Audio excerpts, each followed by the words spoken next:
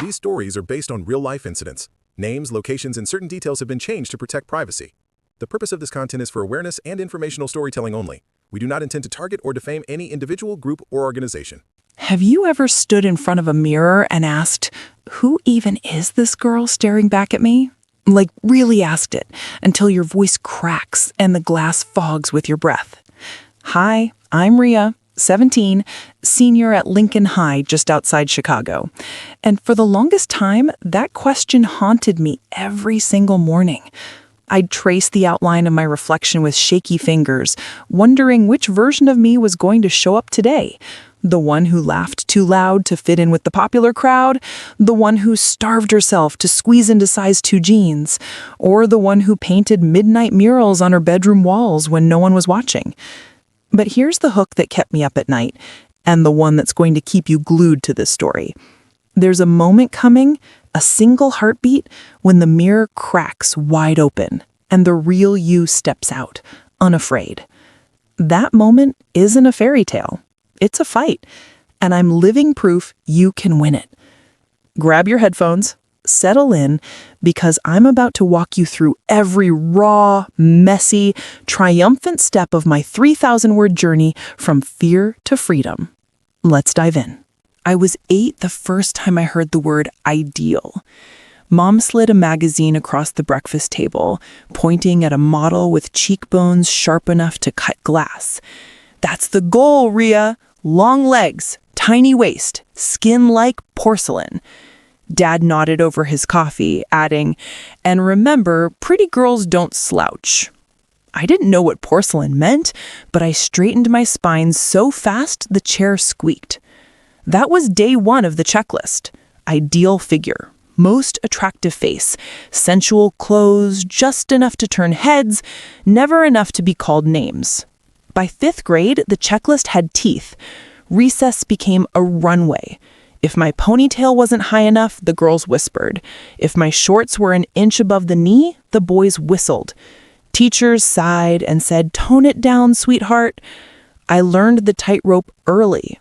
Be desirable, but don't you dare own it. I started holding my breath in public, exhaling only when I locked my bedroom door. That's when the real me, messy bun, paint-stained fingers humming off key, peeked out. But even then, fear followed me like a shadow, whispering, they'll hate this version. 6th grade hit like a hurricane of hormones and highlights. Snapchat filters became my best friend. Calorie counting apps became my jailer. I'd wake at 5:30 a.m. to contour my 2 round cheeks, blend away the blemishes that were just freckles, and swap my comfy hoodies for crop tops that made me tug at the hem all day. Lunch? Half a yogurt, because abs are made in the kitchen. I remember the exact day the contradictions snapped into focus. It was Spirit Week, Pajama Day. I wore silky shorts and a tank, thinking, cute but cozy. Perfect. The vice principal pulled me into her office. "Riyah, this is inappropriate. Change into sweats." 10 minutes later, the same shorts earned me a Snapchat story caption from a popular girl. "Trying too hard. LOL." I sat in the bathroom stall, knees to chest, and cried until my mascara ran gray. That night, I wrote in my journal, "A new her emerges while the old one fades. I'm always changing myself for other pleasure." Age 12, and I already sounded like a ghost. High school smelled like floor wax and desperation. Lockers slammed like gunshots. Cafeteria tables were territories. I floated between them, a chameleon in distressed denim. With the cheer squad, I was all high kicks and glossy smiles. With the art kids, I quoted Frida Kahlo and wore black turtlenecks. With the honors crowd, I nodded at calculus jokes I didn't get. Exhaustion became my baseline. Picture day, freshman year, crystallized the chaos. I'd spent $80 on a blush pink off-shoulder top, sensual but classy. Hair curled, lashes extended, waist cinched with a belt that left marks. I felt like a Barbie fresh from the box. Then the whispers started.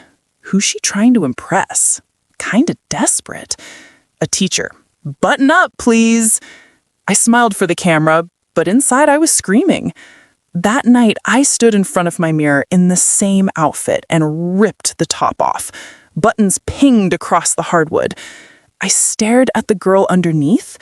Frizzy baby hairs, acne scar on my chin, ribs showing from weeks of skipping carbs, and I didn't recognize her. I whispered, "Who are you?" The mirror didn't answer. I wished I could faint into a world where I didn't have to ask. Sophomore summer, I signed up for a 6-week theater intensive in the city. The brochure promised authenticity on stage. I thought, finally, a place to try on the real me. Day 1, we sat in a circle. The director, Ms. Rivera, said, "Improv isn't acting, it's bleeding truth." My stomach dropped.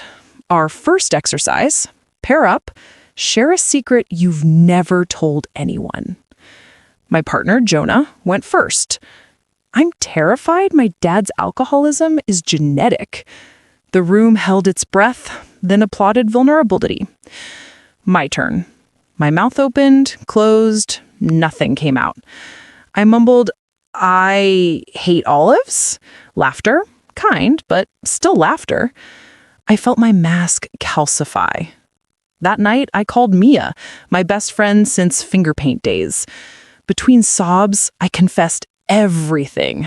The diets, the outfits, the way I'd started scratching my arms when anxiety spiked.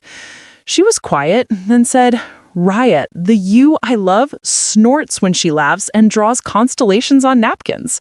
Where'd she go?" I didn't have an answer, but her question lodged in my chest like a seed. Junior year, I started small rebellions. I wore my dad's old flannel to school, unironed, sleeves drowning my hands. A senior smirked, "Lumberjack chic?" I shrugged, just comfy. Inside, my heart jackhammered, but I didn't change. In English, we analyzed the yellow wallpaper. When the teacher asked for themes, I raised my hand. It's about a woman suffocating under everyone else's idea of who she should be. My voice shook. The room went silent. Then the teacher smiled. Exactly, Riyah. A rush hotter than caffeine flooded me. I began a truth journal. Rule: 1 unfiltered entry per day. October 3rd. I hate salad. I want a burger, and I'm scared that makes me fat. October 4th. I think Mrs. Chen's calculus tests are unfair, and I'm tired of pretending I'm okay with failing. The pages filled with scribbles, song lyrics, and sketches of girls ripping off masks. School counselor Miss Patel noticed the dark circles. "You look like you're carrying the world, Riyah." I laughed, too sharp. She didn't. Instead, she handed me a sticky note. "I am enough as I am." I rolled my eyes. She said, "Say it in the mirror every morning, out loud, even if you don't believe it yet." I tried. First week, the words tasted like lies. Week 2, they tasted like cardboard. Week 3, they tasted like possibility. I coupled the mantra with exposure therapy, wore leggings without a long shirt over them, posted an Instagram story with no filter, acne patch glowing like a neon sign. Caption: real skin, real tired, real me. Ate pizza in the cafeteria and didn't excuse myself to the bathroom to freshen up. Each time, fear screamed. Each time, the world didn't end. Senior year, I joined debate. Topic for regionals: resolved, social media does more harm than good for teen self-esteem. I was affirmative. Practice rounds, I stumbled. But the night before competition, I rewrote my speech in my truth journal voice. No stats, just story. Lights up. I stepped to the podium in a thrifted denim jacket covered in enamel pins. Frida, a tiny pizza slice, the word enough. My opener, picture a girl who wakes up 2 hours early to contour away the face she was born with. That girl was me. And I'm here to argue that every filter, every lake, every ideal body trend is a brick in the wall between us and who we're meant to be. I told them about the pajama day shorts, the picture day tears, the nights I wished I could faint into freedom. I ended with, soon there will be a time where she won't have to wish. That time is now, if we choose it. The room erupted. Judges' ballots later, first place. But the real trophy? A freshman girl waited by the door, eyes wet. I've been starving myself for likes. Thank you. Thanksgiving break, I sat my parents down. No yelling, just truth.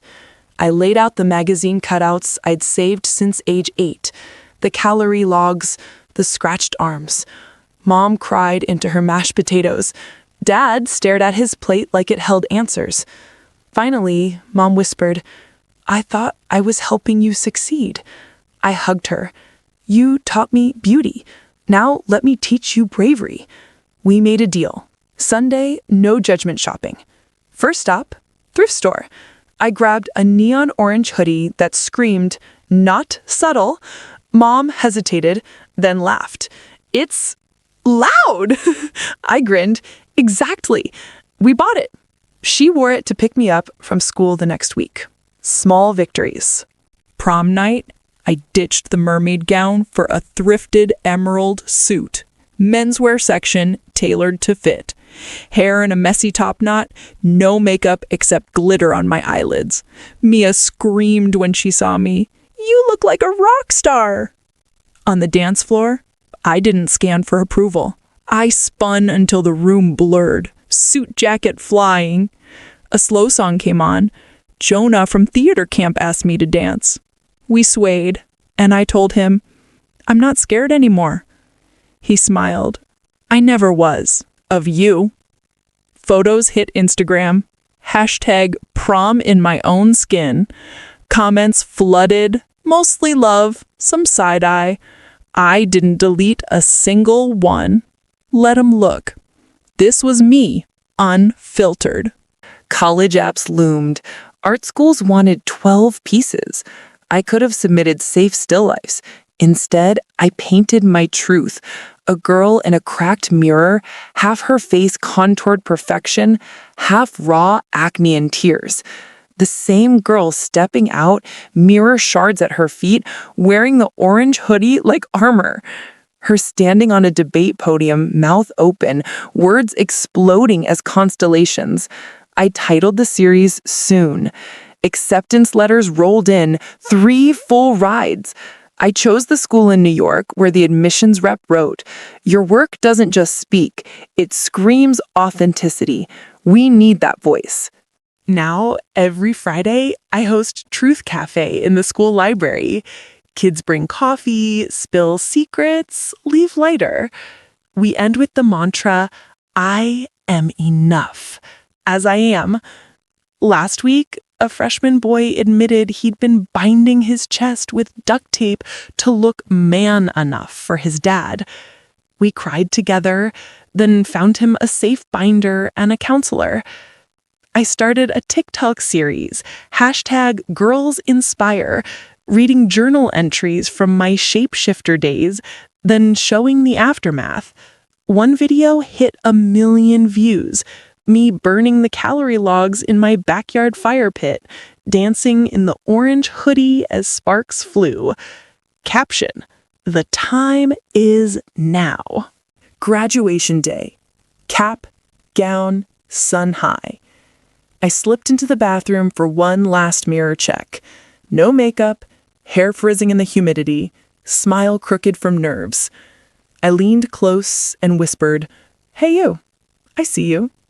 For the first time, the girl in the glass whispered back, If you're still here, 3,000 words deep, maybe you recognize the tightrope.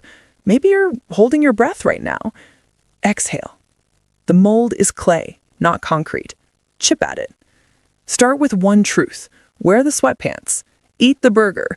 Speak the opinion. Post the unfiltered photo. Fear will roar. Let it. Roars fade, truth echoes. Soon there will be a time where you won't have to wish. That time is the next breath you take on purpose, the next step you take in your own shoes, the next word you speak in your own voice. I'm Riyah, and I'm signing off from the other side of the mirror. Come find me there. Bring your sledgehammer. We've got shattering to do.